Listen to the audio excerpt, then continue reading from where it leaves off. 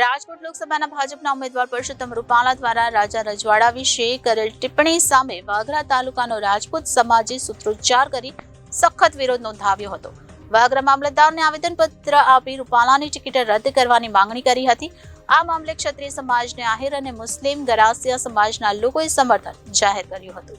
ભારતમાં લોકસભાની ચૂંટણી તબક્કાવાર યોજાશે। ચૂંટણીનો માહોલ ધીમે ધીમે ગરમાઈ રહ્યો છે। ત્યાં ગુજરાતના કેન્દ્રીય નેતાની વાણી વિલાસ ક્ષત્રિય સમાજને હતપ્રત કરી દેતા ગુજરાત જ નહીં પરંતુ આખા ભારતમાં પડઘા પડ્યા છે।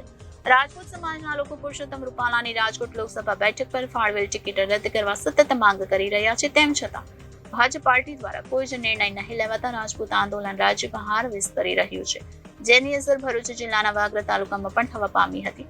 વાગરા તાલુકાભરના રાજપૂત સમાજના લોકો વાગરા ખાતે મોટી સંખ્યામાં એકત્ર થયા હતા। ક્ષત્રિય સમાજના લોકોને મહિલાઓ વાગરા મામલતદાર કચેરી પહોંચી પુરુષોત્તમ રૂપાલા હાયનો ભારે સૂત્રોચ્ચાર કરી વાતાવરણ ગજવી દીધું હતું। આવેદનપત્રમાં જણાવ્યા મુજબ પુરુષોત્તમ રૂપાલા દ્વારા ઐતિહાસિક તથ્યોનું હકીકતથી વિપરીત ચિત્રણ કરી સમાજની છબી બગાડવાનો પ્રયાસ કરવામાં આવ્યો છે।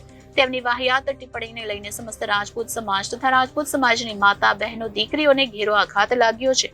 ત્યારે તેમની લોકસભાની ટિકિટ રદ કરવામાં આવે તેમજ સમાજની છબી બગાડવાના બદ ઇરાદા વિરુદ્ધ આઈપીસી તથા સીઆરપીસી સંબંધિત તમામ કાયદાકીય કલમ વડે ગુનો નોંધી પુરુષોત્તમ રૂપાલાની ધરપકડ કરવાની આવેદનમાં માંગણી કરવામાં આવી હતી।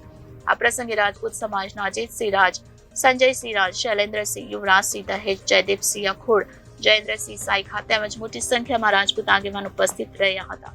રાજપૂત સમાજના રોષને જોતા કોઈ અનિચ્છનીય બનાવ ન બને એ માટે વાગરા પોલીસે મામલતદાર કચેરી ખાતે પોલીસ કાફલો ખડકી દીધો હતો। જય માતાજી। સૌપ્રથમ તો આપ સૌ પ્રિન્ટ મીડિયાનો પણ ખૂબ ખૂબ આભાર છે કે આપે અમારા પ્રશ્નને વાચા આપવા માટે ખૂબ સરસ પ્રયાસો કર્યા છીએ।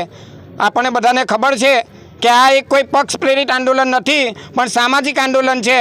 અત્યારે સૌથી વધારે ચર્ચાનો વિષય જો હોય તો રાજકોટ સીટ ઉપર લોકસભાના ઉમેદવાર પુરુષોત્તમ રૂપાલા દ્વારા જે બેફામ વાણી વિલાસ કરીને રાજપૂત સમાજની લાગણીને ઠેસ પહોંચાડેલી છે એના વિરોધમાં સમગ્ર રાજપૂત સમાજ નહીં કે તાલુકાએ, નહીં કે જિલ્લાએ, નહીં કે રાજ્યએ પરંતુ ગુજરાત સમગ્ર ભારતના સમગ્ર રાજ્યોમાં આનો વિરોધ વિસ્તારી રહ્યો છે। આપણને ખબર છે એમને શબ્દ રચના આપણે સાંભળીએ તો એમને કીધું કે રોટી બેટીના વ્યવહાર કરેલા, પરંતુ રૂપાલાને હું આ પ્રિન્ટ મીડિયાના માધ્યમથી જણાવવા માંગુ છું કે રોટી બેટીના વ્યવહાર નહીં પણ માથા લેવાના અને માથા આપવાનો વ્યવહાર હતો।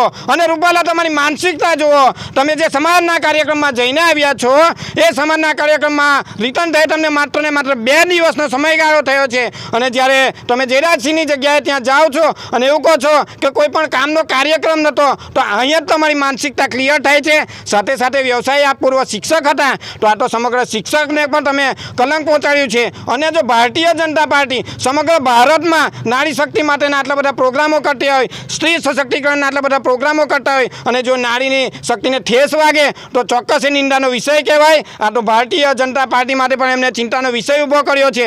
અને સમગ્ર લોકો દ્વારા કહેવામાં આવે કે રાજપૂત સમાજ તો માફી આપવા માટે પંકાયેલો છે, પરંતુ માફી આપવાને, માફી લેવાને લાયક પણ તમે બનવા જોઈએ। આ ગુનો એવો છે કે જેમાં માફી ના હોય, સ્વાભિમાન સાથે કોઈ પણ દિવસ સમાધાન ના હોય, તો એક જ માંગ છે સમગ્ર લોકોની કે રાજકોટ સીટના મિસ્ટર રૂપાલાને ચેન્જ કરો, બીજા કોઈ પણ સમાજનો ઉમેદવાર ચાલશે। અને તમે મિત્રો જોઈ શકો છો આંદોલન ખૂબ જ શિસ્તપૂર્ણ ચાલી રહ્યું છે। આટલા બધા દિવસ થયા છે છતાં પણ કોઈ જગ્યાએ આગચંપી નથી કરી કે તોડફોડ નથી કરી અને આ જ માર્ગે અમારું આંદોલન આગળ ચાલવાનું છે।